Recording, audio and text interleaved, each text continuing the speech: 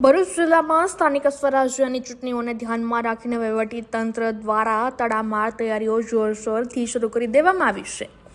જિલ્લા પંચાયત, તાલુકા પંચાયત અને નગરપાલિકાની ચૂંટણીઓ પારદર્શક અને સુવ્યવસ્થિત રીતે યોજાય તે માટે પોલિંગ ઓફિસરોની 3 તબક્કાની તાલીમ યોજાઈ હતી. આ તાલીમ કાર્યક્રમના 2 સેશનમાં અંદાજે 600 જેટલા પોલિંગ ઓફિસરો અને આસિસ્ટન્ટ પોલિંગ ઓફિસરોએ ઉત્સાહપૂર્વક ભાગ લીધો હતો.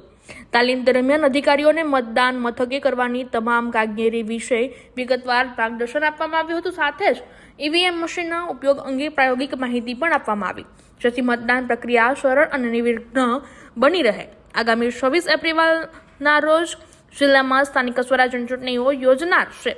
તે પ્રસંગે મતદારોને કોઈ પણ પ્રકારની અસુવિધાઓ ન પડે અને મતદાન પ્રક્રિયા પારદર્શક રહે તે માટે તંત્ર સજ્જ બન્યું છે.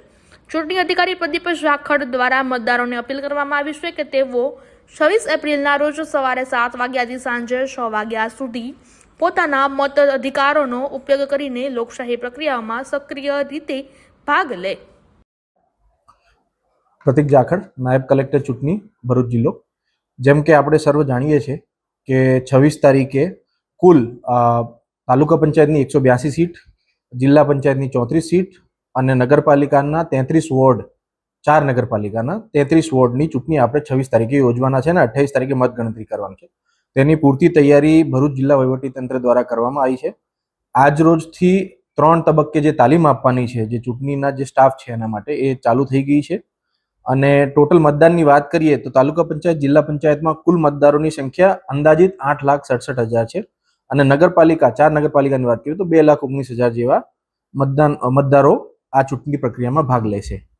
જેથી હું આ સર્વેને જણાવવા માંગુ છું કે ભરૂચ જિલ્લા વહીવટી તંત્ર પૂરતી તૈયારી કરીને રાખી છે અને ટૂંક સમયમાં અમે તાલુકા લેવલે જરૂરી ઈવીએમની બી ફાળવણી કરી દઈશું. પૂરતા પ્રમાણમાં અમારી જોડે ઈવીએમની ઉપલબ્ધિ છે અને પૂરતા પ્રમાણમાં અમારી જોડે સ્ટાફ બી ઉપલબ્ધ છે.